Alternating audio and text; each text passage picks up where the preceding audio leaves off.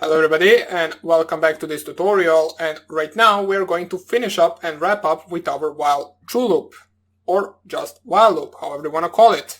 Now the case that we are going to take a look at right now is how we can, for example, break out of the loop or use the while true loop or the infinite loop, however you want to call it, in the case where we actually have a counter, such as in the previous examples where we had I, then we checked whether I is smaller than 100 or whether I is not equal to 100, and then we perform some tasks. So we are going to do the same thing, just right now we are going to use a while true loop.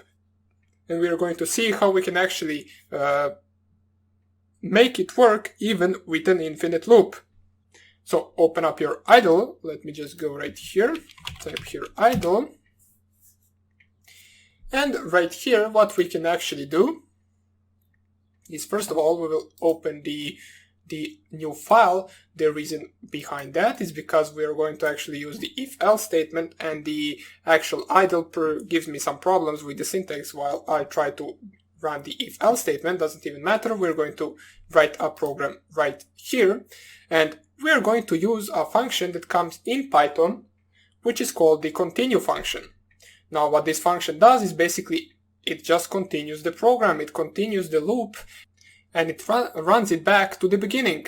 So let me show you right here what we can do. So let's say that the I is equal to 0, for example.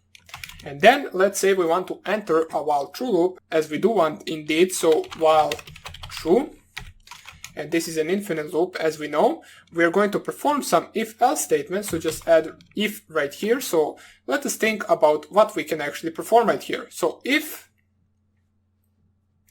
I is smaller than 100, so let us try to perform the same actual example that we did with the while I is smaller than 100, just right now we're doing it in the infinite loop. So while I is smaller than 100, we want to actually continue, and then we want to increase,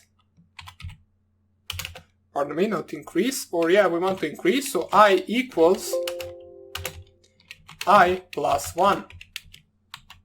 So what this will basically do is it will increase I by 1 as long as I is not bigger than 100. In the else case, let me just check out right here. If I is smaller than 100, in the else case, we simply want to break out of the loop, because it means that right now I is smaller than, I is bigger than 100. So let us see how this will work. First of all, we need to save this. So go right here on the save. Click here. Let's call it, let's go to the desktop first. Let's call it fifth.py. And then we can run the program with the run module. So let me just see, something is not going well because we are stuck in the actual loop. Let us see what the problem is. So I is equal to 0 if I is smaller than 100, which it is. Continue. Oh yeah, we are not really increasing it. We need to do something like this, which really you can make this work even without the continue, but you can add it if you want to. So I equals I plus 1.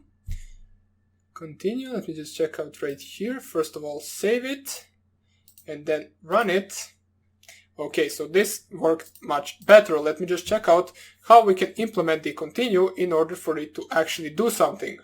So if you switched these two, or not switched, if you instead of the break right here clicked continue, you would see that our actual while true loop continue would never really end. This is because it will go right here and it will go in circles. Now the I would never cross 100, but our loop would never end either way. So let me just show you. If you just click here save and run the actual module, you can see that we are not getting our prompt back. We cannot execute more commands because our while true loop is running in infinite mode. It is basically continuing and continuing in an infinite loop.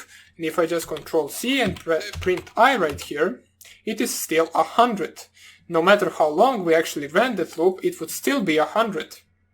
it would not increase. Basically that loop, what it did, it didn't do anything. It just performed in every check whether I is smaller than 100, and it just continued to the beginning of the loop.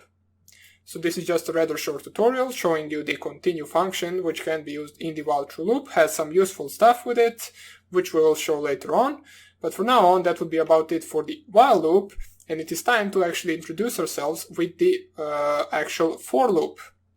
So, hope you enjoyed this tutorial, and I hope I see you in the next one. Bye!